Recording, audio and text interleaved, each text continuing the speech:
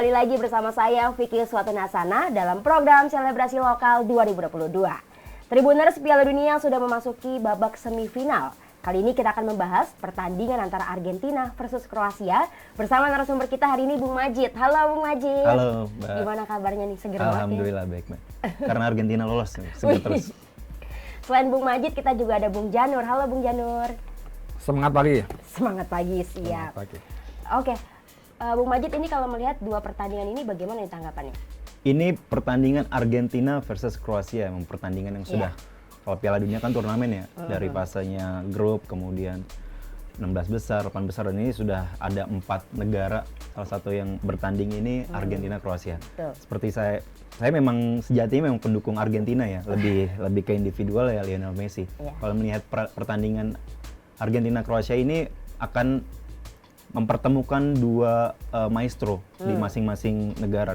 Di satu sisi ada Lionel Messi, satu sisi lagi ada Luka Modric, di mana dua pemimpin ini menjadi peran yang sangat vital ya buat mereka, karena secara usia mereka juga sudah pengalaman, kemudian secara mereka juga sama-sama sebagai kapten, dan pertandingan ini saya pikir sangat dinantikan ya kalau untuk melihat bagaimana peran dari Argentina sendiri dari babak fase grup, ya kan kita tahu kan Argentina memang seperti kalau bisa dibilang kalau mesin seperti mesin diesel ya, dimana kita tahu waktu itu kalah dulu dari Arab Saudi, dan itu mungkin membuat pendukung Argentina demikian saya pikir ini kok Argentina seperti ini tahun terakhir Lionel Messi, tapi ternyata dari kekalahan melawan Arab Saudi Argentina bisa bangkit, menang lawan Meksiko 2-0, kemudian menang lawan Polandia 2-0, di babak 16 besar mengalahkan Australia 2-1, dan kemarin laga yang bisa kita bilang di Piala Dunia 2022 ini laga yang paling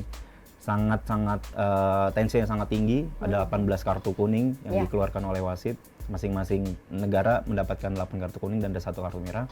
Kemudian memang di situ juga Messi sangat istilahnya sangat emosional sekali, karena 90 menit seharusnya sudah bisa menang, ternyata ada gol lagi ya, dan memaksa sampai ke adu penalti.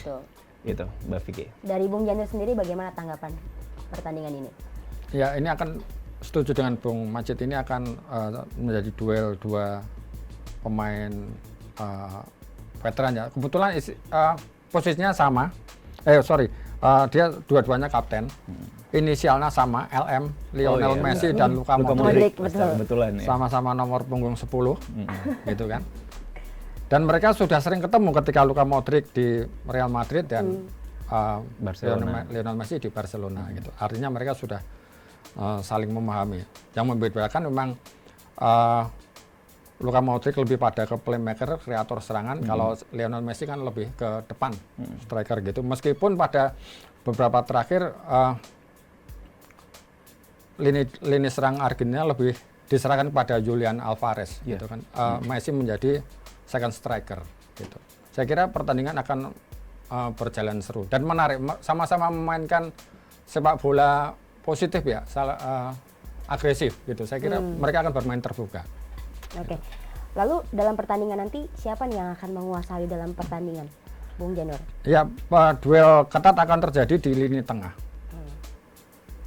Saya kebetulan penyuka tim-tim dari kawasan Balkan ya, termasuk Kroasia. Mereka punya kolektivitas yang sangat kuat.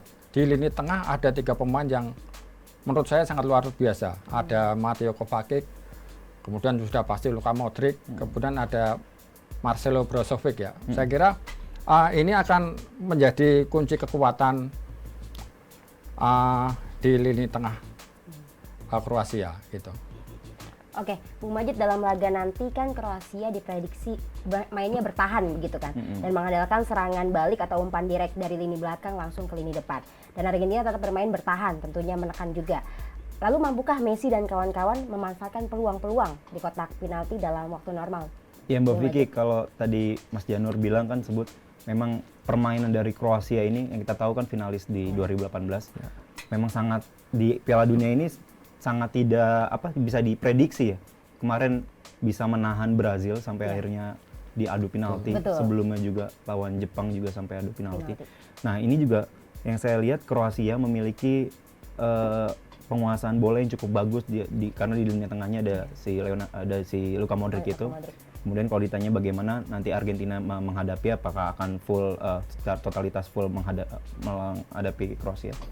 Saya pikir ketika kemarin Lionel Scaloni ini pelatih dari Argentina ini, dia menggunakan biasanya formasi 4-3-3. Tapi entah mengapa ketika lawan Belanda dia menggunakan 5-3-2. Ya, mengubah formasi. Lebih banyak mengisi di pos bagian pertahanan. Tapi ada 2 lini sayap yang di 5 pertahanan ini yang dia bertugas untuk maju mundur, yaitu si Molina dan si Marcus Acuna. Walaupun ntar Marcus Acuna ketika lawan Kroasia dia tidak bisa main karena harus akumulasi kartu kuning. Dan kita lihat juga Lionel Messi mempunyai, ya dia sempat dicemooh ya ketika lawan Arab Saudi, where is Lionel Messi gitu kan, karena kekalahannya, tapi habis itu dia bangkit, dia bisa cetak gol. Dan kemudian ada di pertandingan waktu lawan Polandia juga dia gagal penalti, tapi dia tetap bisa bangkit sampai akhirnya kemarin magisnya mulai keluar ini. Siapa sih Lionel Messi ini akhirnya bisa ditunjukin bahwa dia memang superstar lah di Piala Dunia. Umpan atau asisnya ke Molina itu bisa dibilang sangat tidak terduga ya, mengolongi bek lawan dan pandangan ke sana. Saya pikir malah kita melihatnya dia akan shoot atau oper ke sana, tapi dia oper ke arah Molina yang lari dari belakang lawan dan tidak offset itu, dan itu cukup bagus. Kemudian dia juga ketika penalti yang kedua dia juga sangat tenangnya, dan di penalti terakhir juga sangat tenangnya dia juga bisa memasukkan bola. Jadi untuk pertandingan ini Argentina yang biasanya memang juga kedua negara ini, Argentina dan Kroasia ini menurut saya mempunyai kekuatan, sama-sama mempunyai kekuatan untuk penguasaan bola. Mereka tuh hampir 50%, kecuali kemarin lawan Belanda ya, memang Belanda habis-habisan itu cuma sedikit lah, 53%, 47% melawan Belanda yang dengan gaya permainan total football, walaupun sekarang lebih modern ya, dengan sentuhan-sentuhan tiki-takanya. Menghadapi Kroasia, saya setuju dengan Mas Janur, akan ada pertarungan lini tengah yang sangat agresif. Kemudian juga saya tahu juga Kroasia juga memiliki formasi 4-3-3 dengan mengandalkan permainan di lini tengah. Bagaimana tanggapan Bung Janur dari pernyataan Bung Majid? Ya, saya kira akan ada perubahan formasi di Argentina ya. Kenapa kemarin dia waktu melawan Belanda pakai formasi 5 pemain bertahan ya? Ini kan pertama alasannya karena Belanda memang sangat agresif, gitu kan. Yang kedua, Angel Di Maria kan cedera, kemarin nggak main. Kemudian si Lionel Scaloni ini pelatih Argentina memasukkan Lisandro Martinez di lini belakang, jadi menyukai 5 belakang. Tapi hari ini kabar terakhir si Angel Di Maria sudah pulih, sudah siap bermain kembali. Jadi saya kira formasinya akan kembali menjadi 4-3-3 atau 4-4-2 saya kira. Gitu. Kroasia dari babak 16 besar sampai perempat final itu kan selalu adu penalti, Bung Janur. Akankah menang lawan Argentina lewat adu penalti juga atau perpanjangan waktu? Saya kira Kroasia akan menghindari perjudian untuk ketiga kali ya. Perjudian ketiga kali gitu. Artinya mereka akan mencoba memaksa menang lewat 90 menit atau 120 menit gitu kan. Kuncinya ya permainan kolektif ini. Jangan lupa pemain-pemain Kroasia ini sangat berpengalaman. Hampir 50% dia adalah alumni Piala Dunia Rusia gitu. Sangat terlihat nyata ketika melawan Brasil di perempat final. Tertinggal 0-1 dengan waktu yang sudah mepet, mereka tetap tenang. Dan Luka Modric kembali menjadi pahlawan, dia men-set up gol itu kan. Nah, ini pengalaman Luka Modric ini saya kira sangat membantu tim Kroasia ini. Bagaimana tanggapan Bung Majid? Iya, kalau Argentina dengan Kroasia secara head to head sudah 5 kali pertandingan terakhir memang imbang ya, 2 kali menang, 2 kali kalah dan 1 imbang. Tapi pertandingan terakhir di 2014 Piala Dunia itu di 2014 itu di Brazil kalau tidak salah, itu Argentina justru kalah 3-0 sama Kroasia. Makanya ini akan menjadi partai balas dendam Argentina juga terhadap Kroasia. Terlebih di lini tengah juga mungkin akan head to head itu antara Messi dan Luka Modric yang biasanya mereka bertemu waktu di Barcelona dan Real Madrid. Ini sangat akan menarik ini. Jadi pertandingan benar-benar antara dua superstar antar negara ini benar-benar akan dipertemukan, dan ini bagi Messi dan Modric akan menjadi Piala Dunia terakhir bagi mereka. Jadi menurut saya siapapun yang akan menang di laga ini ketemu di final itu akan menjadi semangat lagi untuk bisa meraih impiannya. Oke, kalau nanti dalam pertandingan ini akan ada adu penalti gitu, berakhir adu penalti gitu. Sedangkan Kroasia ini dikenal 99% menang gitu kalau adu penalti. Dan babak tambahan, gimana tanggapan Argentina? Ya kalau pengalaman penalti sama-sama punya pengalaman, tapi memang Kroasia 2 kali ya. Iya, 2 kali lawan Jepang tuh superstar sekali, kipernya si Dominik. Ya. Ya si Dominik itu 3 kali menahan tendangan dari pemain Jepang yang kita tahu permainannya sangat militan, tapi ketika di penalti ya kita sebagai wakil Asia malah wah kok begini gitu mainnya. Tapi kemudian lawan Brazil juga kembali dipertontonkan bagaimana memang benar pengalaman itu sangat-sangat sangat-sangat terbukti ya, dari penendang-penendang juga gol, kemudian dari kipernya juga, apalagi kan pemain Brazil ya setengah ya perpaduan antara pemain muda dan pemain yang berpengalaman, sementara pemain Kroasia lebih berpengalaman semua di penalti. Kemudian bagaimana kalau misalnya nanti adu penalti dengan Argentina juga sudah membuktikan ketika lawan Belanda kemarin, walaupun tipis ya 4-3, tapi saya malah sebagai pendukung Argentina saya malah jangan sampai ke babak adu penalti. Karena saya khawatir sekali dengan Dominik Livakovic. Iya, betul. Dengan kiper dari Kroasia yang sudah sangat mutu ya. Apalagi ketika permainan juga sangat bagus penampilannya. Bisa membaca bola gitu. Iya. Gimana tanggapan Bung Janur? Apakah nanti peluang adu penaltinya lebih besar atau kira-kira Argentina bisa mengalahkan Kroasia dalam waktu normal? Saya kira kedua tim akan memaksakan selesai 90 menit atau 120 menit sama-sama menghindari adu penalti. Ini sangat tidak enak ya, tersingkir, gagal karena adu penalti itu kan sangat tidak enak itu. Kecewanya seumur hidup itu. Gitu. Artinya mereka akan memaksakan meraih kemenangan di waktu normal. Oke. Gitu. Bung Janur, kalau kita membahas skuad nih, skuad Argentina kan diisi banyak pemain yang masih muda begitu. Betul. Berbeda dengan Kroasia yang kebanyakan berusia 30 tahunan. Ya, Apakah ini akan menjadi pengaruh ketimpangan dalam permainan? Sejauh perjalanan Kroasia tidak akan berpengaruh banyak gitu ya. Dengan pengalaman yang luar biasa, justru pemain-pemain Kroasia ini bisa mengatur ritme kan. Ketika Argentina bermain cepat dia bisa mengatur ritme gitu. Artinya bisa mengontrol pertandingan. Saya kira kunci Kroasia kalau pengen mengalahkan Argentina adalah bagaimana mematikan Messi. Man to man marking jelas nggak mungkin. Messi ini sangat cepat, sangat lincah. Gitu. Satu-satunya hal yang bisa dilakukan adalah bermain sepak bola secara kolektif, mengisolasi Messi dari teman-temannya gitu. Jangan sampai Messi ini dapat masukan bola. Kalau begitu dia dapat masukan bola, masuk ke kotak penalti, bahaya. Gitu. Satu-satunya jalan untuk Messi itu ya harus melakukan pelanggaran. Itu kalau terjadi di kotak penalti sudah pasti penalti. Kalau di luar penalti sudah pasti akan menjadikan set piece yang bisa dimanfaatkan oleh pemain-pemain Argentina. Bagaimana Bung Majid? Messi ini akan dijaga ketat begitu dengan pemain-pemain Kroasia bagaimana? Ya pasti, setiap pertandingan Messi ini akan menjadi tujuan lah ya, semua pemain akan tertuju untuk bisa menjaga Messi. Tapi bagaimanapun Messi ini dia sekarang perannya udah untuk mencetak gol kayaknya tidak.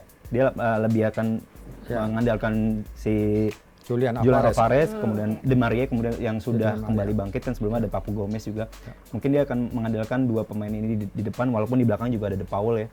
Terus kemudian kalau saya sih masih merasa Messi ini akan mengangkat trofi di Piala Dunia. Kita ada mitos soal sebelumnya Mas Diano. Tahun 1978 ya, kita tahu Mario Kempes bisa juara dunia. Betul. Itu di pertandingan ketiga gagal penalti. Kemudian tahun 86 Diego Maradona juga bisa mendapatkan Piala Dunia juga, karena itu juga, dan dilihat dari pertandingan ketiga itu di babak fase grup ternyata gagal penalti. Dan secara kebetulan Messi pun di pertandingan ketiga lawan Polandia di fase grup gagal penalti. Nah, akankah mitos itu terjadi di tahun ini untuk Messi? Dan yang perlu diketahui juga Mbak Vicky bahwa kedua negara ini sama-sama finalis kan. Argentina di 2014 ketika itu kalah sama Jerman, kemudian Kroasia juga kemarin di 2018 kalah dengan Prancis. Dan memang kedua negara ini mempunyai visi ya. Kalau Kroasia mungkin kalau untuk pertama kalinya ya, sementara Argentina meraih trofi gelar juara yang ketiga kalinya.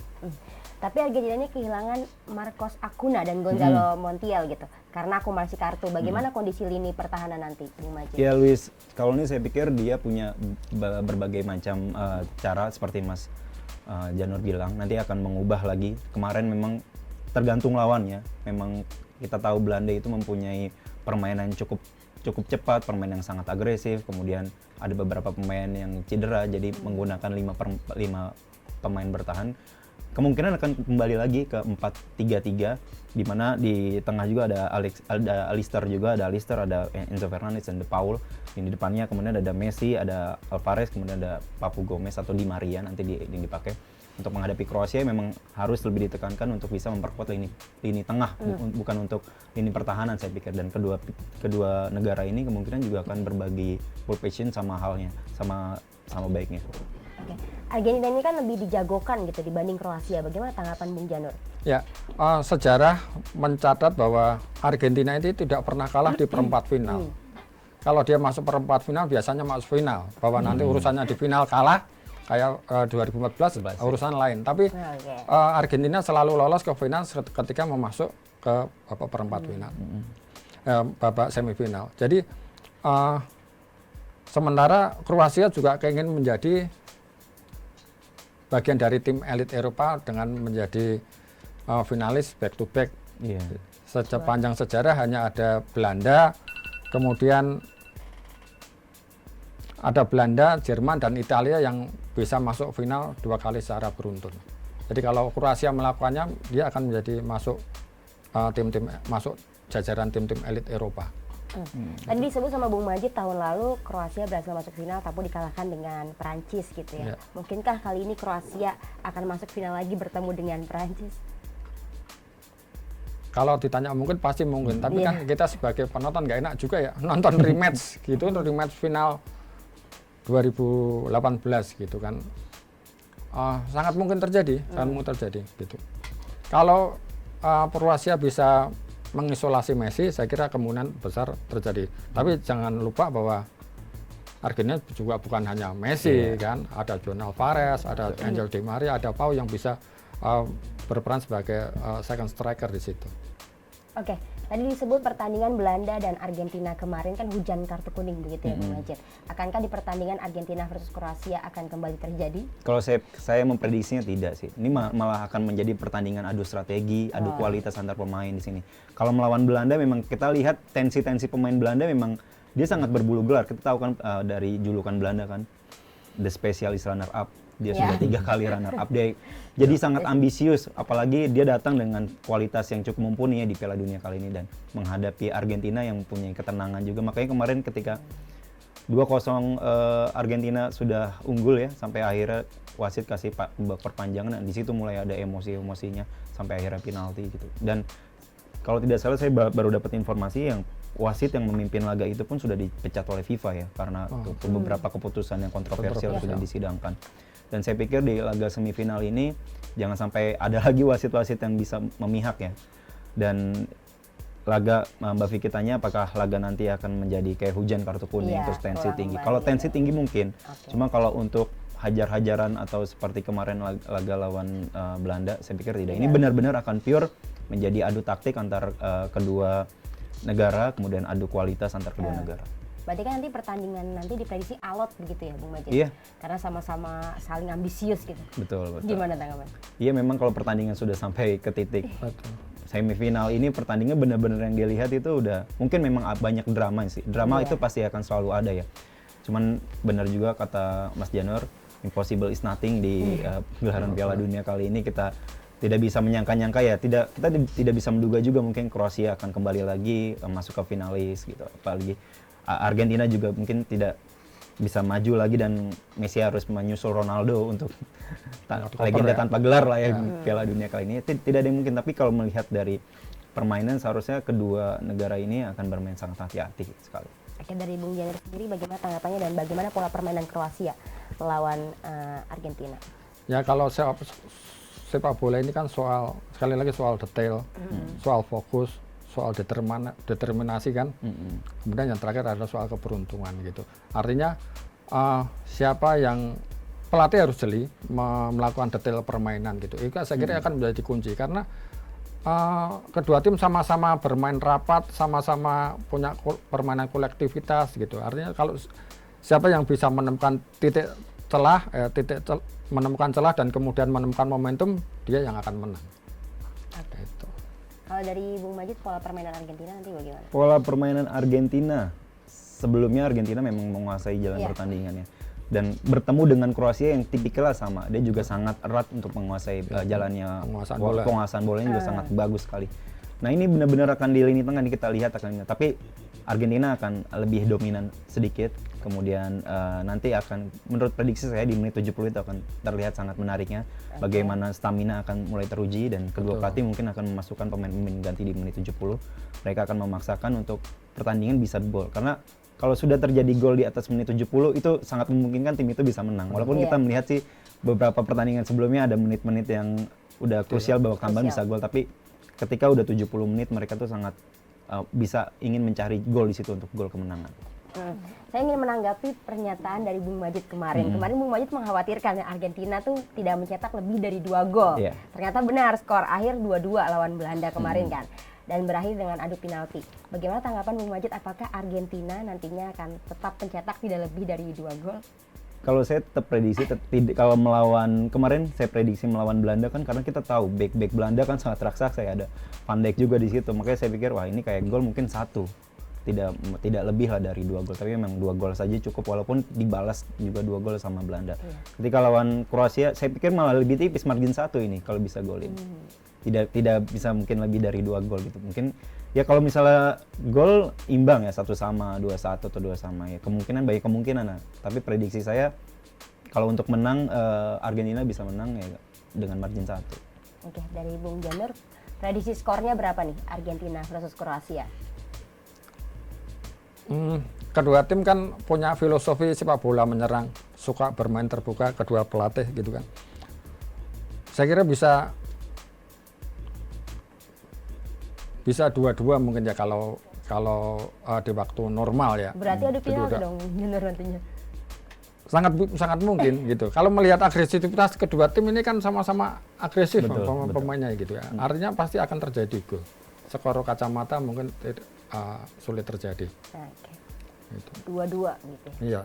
Dari Bung Majid sendiri? Ya tadi prediksi dari saya 1-0, tapi kalau misalnya sampai ke babak 2x15 itu di situ saya udah mulai agak meragukan ragu nih kayaknya Argentina bakal ada kecium-cium bawa kalah nih kalau misalnya apalagi sampai ke penalti. Aduh, saya sangat takut dengan kipernya dari Kroasia, tapi bagaimanapun ini benar-benar peran Lionel Messi lah, dia harus angkat juara seperti 2 legenda sebelumnya, Mario Kempes dan Diego Maradona. Jadi berapa skornya?